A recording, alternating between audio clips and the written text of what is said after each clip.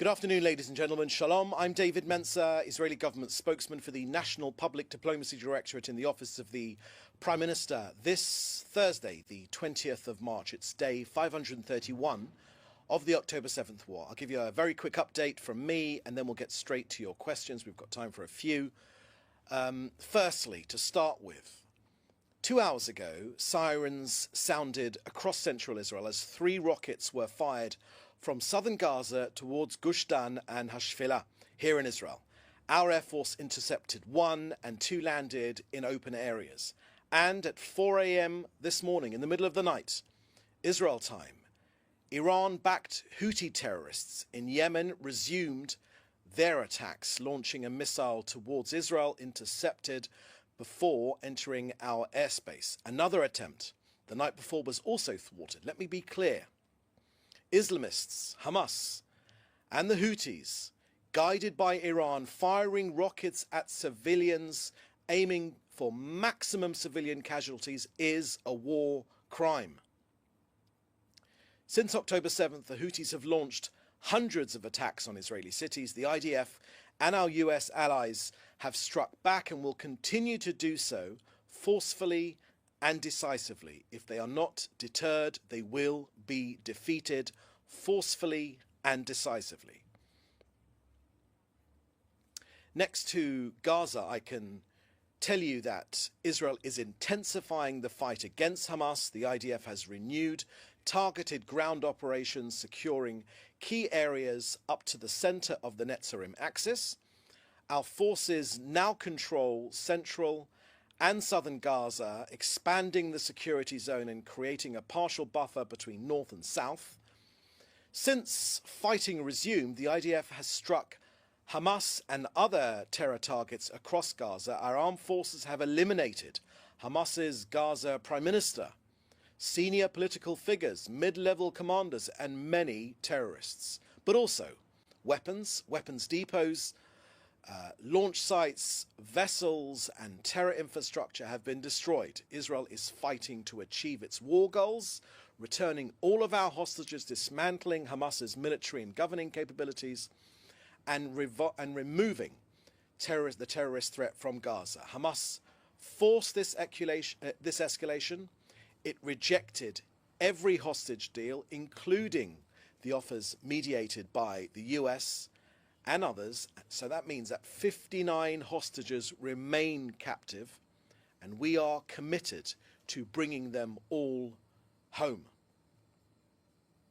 Iran's proxies openly seek Israel's destruction. We will not tolerate ongoing threats to our existence. As the Prime Minister has said very, very clearly, Israel will fight and Israel will win. Hamas started this war, murdering, raping, and kidnapping our people. While Israel held fire for 2 weeks in these during this negotiation period, we had hope that Hamas, unfortunately, has refused every offer for our hostages. Now we act. We target terrorists, not civilians. Every innocent life lost is on Hamas's account. Every innocent life lost is Hamas's doing. To the people of Gaza, we say very clearly, stay away from Hamas, move to safer areas. And this message has been given in Arabic by the IDF. With the unwavering US support, we will bring our people home, and we will destroy Hamas, and we will not stop until Israel secures peace, prosperity, and a future of hope. Okay, that's the end of our briefing here today. I will now take a few of your questions. Please put them in the chat together with your news outlet. First question I can see here is from Joel Pollack at Breitbart News.